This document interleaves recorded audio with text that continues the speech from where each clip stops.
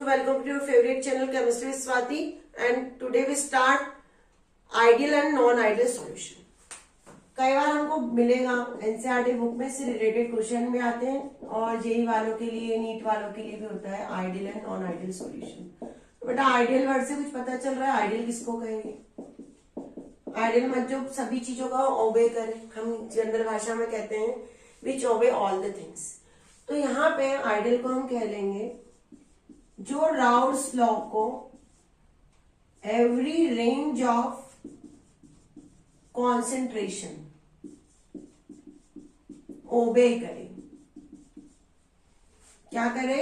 ओबे करे. Every range of concentration which obey the Raoult's law is known as ideal solution. Just इसका opposite क्या? Which does not obey Raoult's law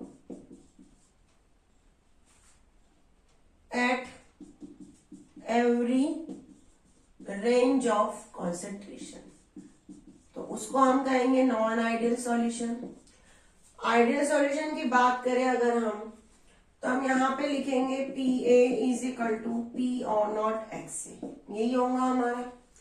ideal का मतलब क्या होता है? सॉल्यूशन अगर हम बना रहे हैं तो सॉल्यूशन हमारे दो कंपोनेंट से बनेगा. एक होगा हमारा सॉल्यूट और दूसरा होगा हमारा सॉल्वेंट. यही होता है. जैसे मैंने कोई ए बी सोल्यूशन बनाया तो ये ए और ऐसा बी बी से मिलकर बना होगा A2 प्लस B2. इससे बना है ए बी सोल्यूशन. जब हम आइडियल सॉल्यूशन की बात करें कि बेटा वीडियो को पॉज करके आप सब कुछ नोट कर लेना. हमने कहा कि हर रेंज को फॉलो करें. केमिस्ट्री में कंसेप्ट है कि क्या, जैसे सॉल्यूशन है तो हम मानेंगे कि जो A2 का वॉल्यूम है, जो B2 का वॉल्यूम है और AB बनने के बाद जो वॉल्यूम आया है, ये वॉल्यूम में कोई चेंज नहीं होगा. मतलब before making a solution and after making the solution there is a no change of volume. Before making a solution and after making a solution there is no change of volume. तो volume को हम क्या लिखेंगे? Zero. कौन सी condition? Ideal. अब अगर हम ध्यान दो इधर, इसको और लिख सकते हैं मिक्सिंग. हीट में कोई चेंज होगा? हीट का चेंज डिपेंड करता है इंटर रिएक्शन पे. मैं उल्टा लिख रही हूँ.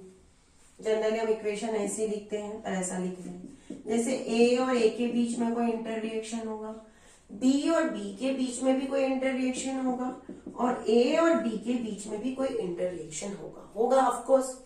तो इनमें जो फोर्स ऑफ अट्रैक्शन है, इनमें जो इंटर रिएक्शन है फोर्स ऑफ अट्रैक्शन, और बनने के बाद जो फोर्स ऑफ अट्रैक्शन है इंटर रिएक्शन हुआ है, तो इस इंटर रिएक्शन में भी कोई चेंज नहीं हुआ है. जितना फोर्स ए और ए के बीच में है उतना ही फोर्स बी और बी के बीच में भी है, और जो बना है ए बी उसमें भी उतना ही फोर्स ऑफ अट्रैक्शन है.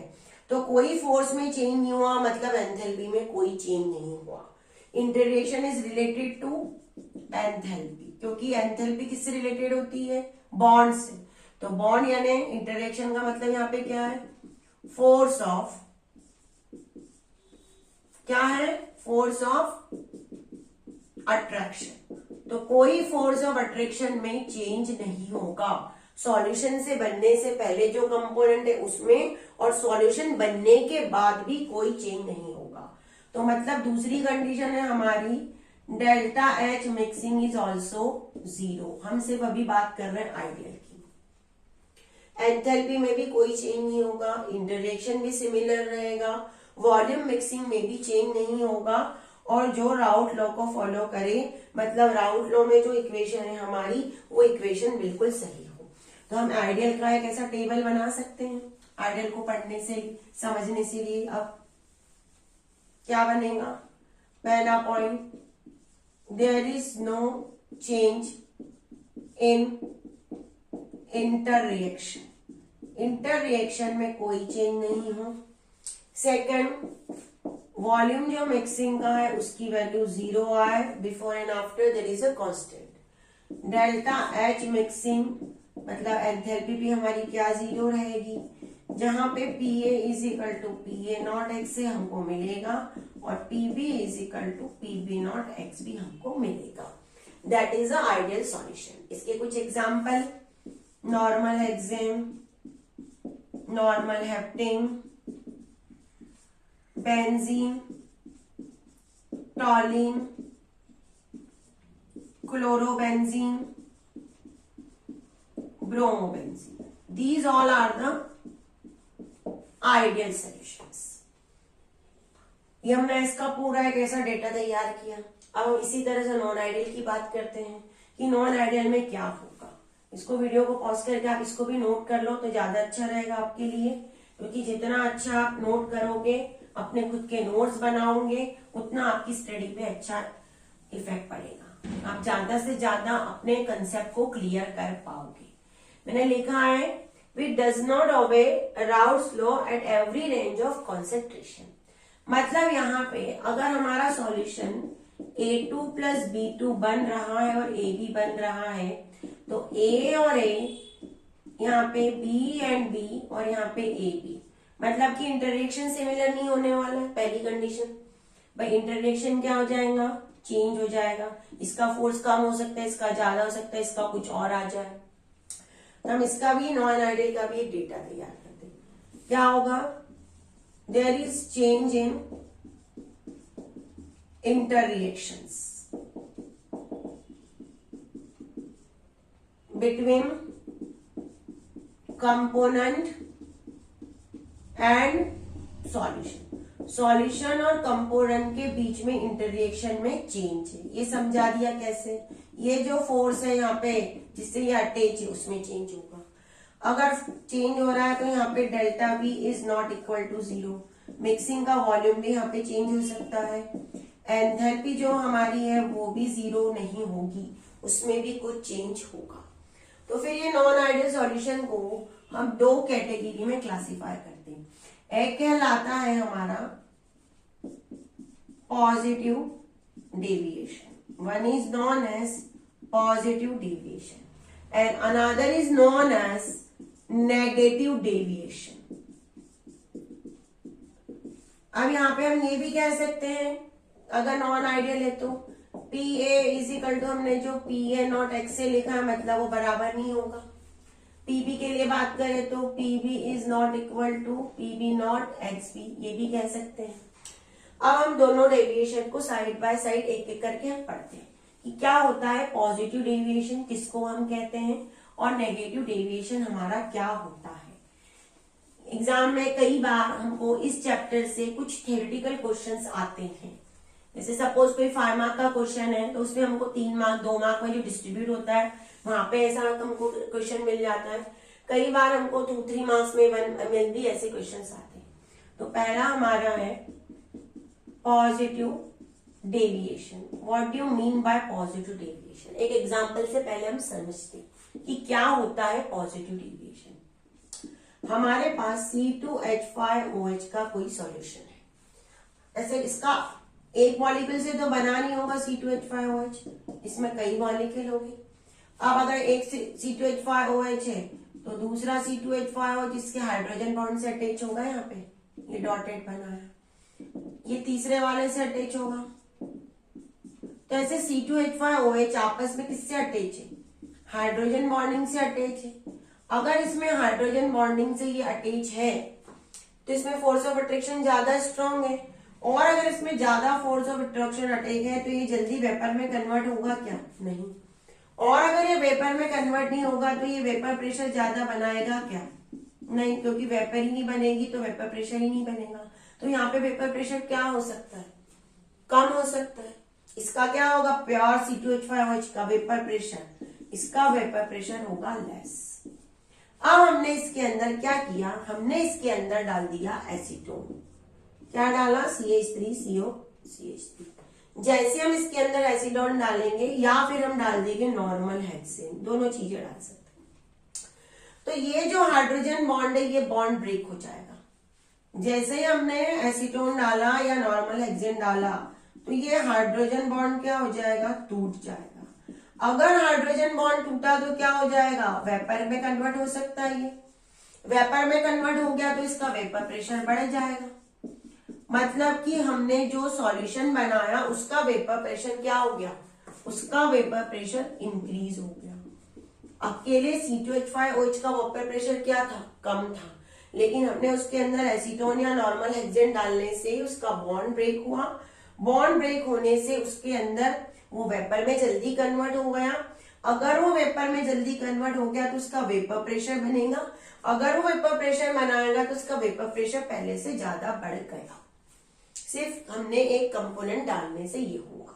तो अब अगर हम देखें इसका पॉजिटिव डेविएशन का डायग्राम, तो ध्यान दो आप इधर बेटा, और एक चीज बेटा, वीडियो को पॉज करके आप नोट करते जाना।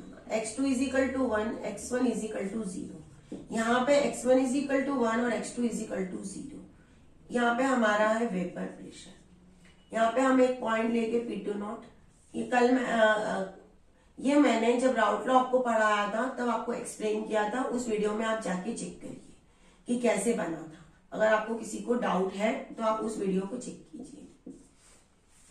तो ये था हमारा P is equal to P1 plus P2, ये हमारा राउट लॉ का एक ग्राफ है। अब ग्राफ में क्या हुआ, ग्राफ में पहले वाला जो था, ये जो सिंपल लाइनें बनाई है मैंने, ये इंडिकेट कर रहा है अल्कोहल का। किसका इंडिकेट कर रहा है, अल्कोहल। अब हमने डाल दिया उसमें एसीटोन या हेक्सेन। जैसे हम एसीटोन या हेक्सेन डालेंगे तो वेपर प्रेशर बढ़ा, टोटल वेपर प्रेशर भी बढ़ जाएगा। तो इसको मैंने देखो डॉट से बना रही हूं ऊपर, ऊपर का मतलब है इंक्रीज।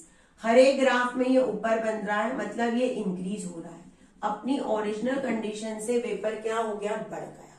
तो ये कहलाता है, that is known as positive deviation. मतलब हमारा प्रेशर क्या हो गया, बढ़ गया, प्रेशर इंक्रीज हुआ इस कंडीशन में। जनरली पॉजिटिव में ये है तो नेगेटिव में इसका जस्ट अपोजिट होना ही चाहिए। यस, ये जितना मैंने फ्लो चार्ट से बनाया इसको ऐसे ही आप अपनी कॉपी में नोट कीजिए। केमिस्ट्री में एक हैबिट डालिए कि जब भी आप अपने नोट्स खुद के प्रिपेयर करते हैं तो मैक्सिमम थिंग्स को क्या करो आप बेटा, मैक्सिमम थिंग्स को आप लर्न करो, जो भी है फ्लो चार्ट बना के लर्न करो। जितना ज्यादा तुम फ्लो चार्ट बना के लर्न करोगे उतना तुम्हारे लिए इजी होगा। अगर तुम सोचते हो कि मैं नोट्स बना के, पूरे थियोरेटिकल नोट्स ऐसे ही बना के पढ़ूंगा, तो वो आपके लिए बोरिंग हो जाएगा बेटा। अब हमने नेगेटिव डेविएशन की बात करी। नेगेटिव डेविएशन में हमने सपोज लिया है क्लोरोफॉर्म। तो क्लोरोफॉर्म तो बहुत जल्दी वेपर में कन्वर्ट हो जाता है। अगर ये वेपर में कन्वर्ट होगा तो इसका वेपर प्रेशर अच्छा हो जाएगा, तो वेपर प्रेशर क्या हो जाएगा, इसका ज्यादा होगा। अब मैंने क्या किया, क्लोरोफॉर्म में डाल दिया मैंने एसीटोन। जैसे ही मैं क्लोरोफॉर्म में एसीटोन डालूंगी कुछ इस तरह से कंडीशन क्रिएट होगी। देखो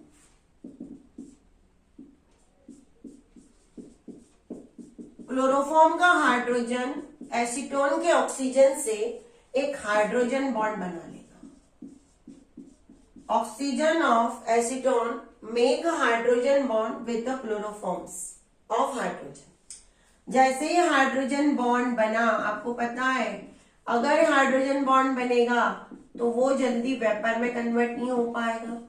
अगर वेपर में कन्वर्ट नहीं हो पाएगा तो वेपर प्रेशर क्या हो जाएगा, वेपर प्रेशर हो जाएगा हमारा डिक्रीज। मतलब पहले वेपर प्रेशर ज्यादा था, अब बाद में वेपर प्रेशर क्या हो गया, कम हो गया। ये कहलाता है नेगेटिव डेविएशन। यहाँ पे वेपर प्रेशर क्या होने वाला है, कम होने वाला है। तो इसका ग्राफ ऐसा फ्लो चार्ट से देखो, ये स्टेटमेंट लिखने से बेटर ऐसा फ्लो चार्ट बनाओ। अब इसका अगर हम ग्राफ को करें तो ग्राफ देखो कैसा बने। ग्राफ में x2 इजिकल टू, यहाँ पे मैं ग्राफ थोड़ा सा ऊपर बना दे रही हूँ कि आपको समझने में इजी हो जाए। यहाँ पे CHCl3, x2 is equal to 1, x1 is equal to 0। कुछ डेटा हमें इस तरह से परफेक्ट बन जाना है कि हमारे पास सामने कोई भी सिचुएशन आए हमको लर्न हो जाए।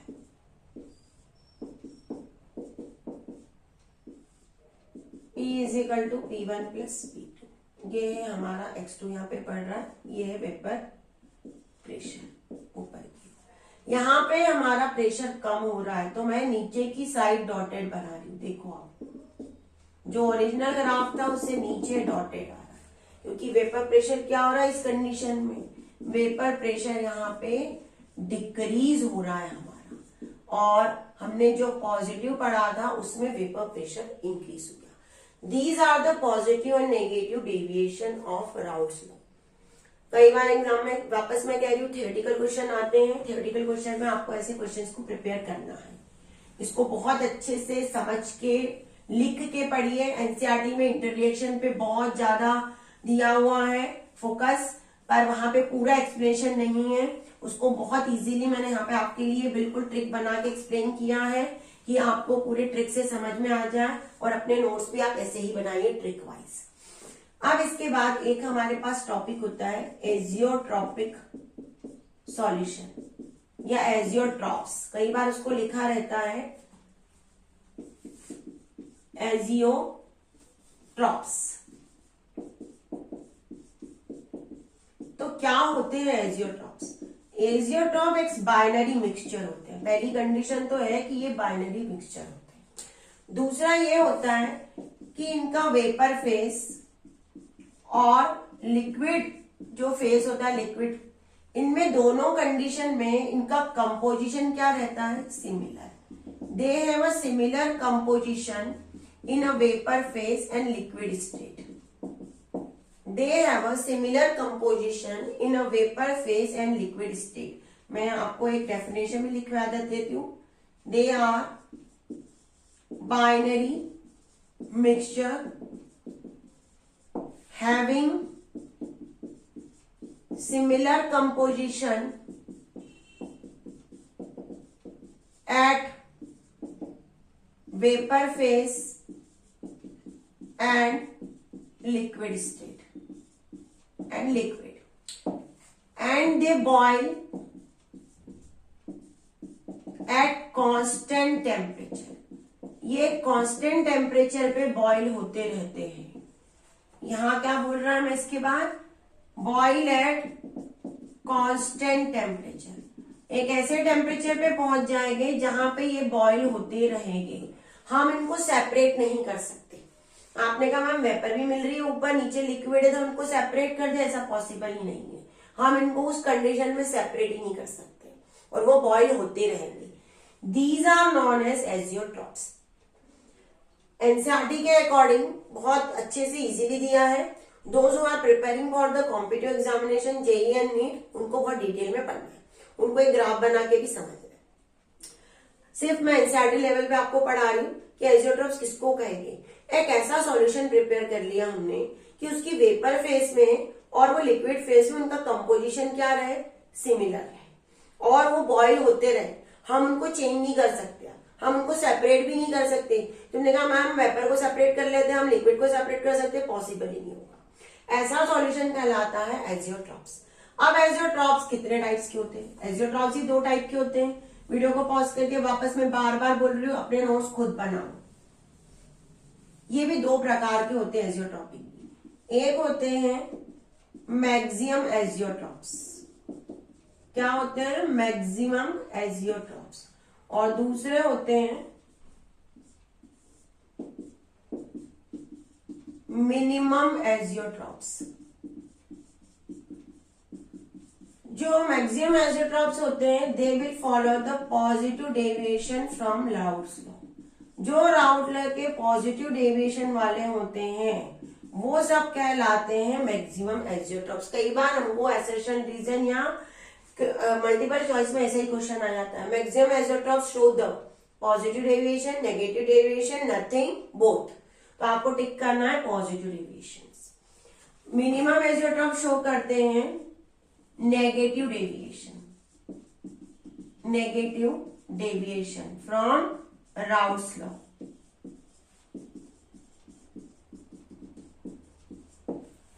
इसका एग्जाम्पल होता है C2H5OH प्लस वाटर। सबको पता है कि हमारा जो शुगर, ये अल्कोहल होता है वो शुगर के फर्मेंटेशन से बनता है। किससे बनता है? Fermentation of sugar. जब हम शुगर का फर्मेंटेशन करते हैं तो एक ऐसी कंडीशन आ जाती है हमारे पास जब हम उसको फ्रैक्शनल डिस्टिलेशन से सेपरेट करते हैं। फर्मेंटेशन के बाद क्या होता है वहां पे होता है एक फ्रैक्शनल डिस्टिलेशन। और उस फ्रैक्शनल डिस्टिलेशन से सेपरेट जब किया जाता है फ्रैक्शनल डिस्टिलेशन से जब उसको सेपरेट करते हैं तो हमको 95% अल्कोहल मिलता है और 5% वाटर, और ये बनता है हमारा एजियोट्रॉप्स। हम उसमें से वाटर को सेपरेट नहीं कर सकते, वाटर में से अल्कोहल को भी सेपरेट नहीं कर सकते, दोनों हम उसी वे में हमको मिलेगा। That is known as a maximum azeotropes. Minimum azeotropes या नेगेटिव जो डेविएशन है वो है हमारा HNO3 और वाटर का मिक्सचर। ये हमको इसमें HNO3 मिलता है 65% और वाटर रहता है 35%। ये एक एजियोट्रॉप्स होता है जिसमें हम नाइट्रिक एसिड और वाटर को सेपरेट नहीं कर सकते, वो बॉईल होते रहते हैं कांस्टेंट टेम्परेचर पे, हमको टेम्परेचर भी चेंज नहीं करना, वो बॉईल ही होते रहेंगे। तो ये कहलाता है नेगेटिव डेविएशन ऑफ राउल्ट्स। तो आज आपको जो भी टॉपिक्स मैंने पढ़ाए हैं, these all are the very very important for your theoretical portion in examinations. इस चैप्टर को 2 पार्ट में डिवाइड कर सकते हैं हम, एक थ्योरेटिकल एक न्यूमेरिकल्स। थ्योरेटिकल में राउट लॉ, हेनरी लॉ, उनके application, positive deviation, negative deviation, ideal solutions, non ideal solutions, these are the some topics which is asked maximum time in examinations. Write down that, explain the following. तो आपको ये सब आना चाहिए। तो हमारे video को पढ़ते देखते रहिए, अपने आप स्टडी करते रहिए। कोई डाउट हो तो हमसे अपने डाउट्स क्लियर करवाइए, कमेंट्स बॉक्स खुला है।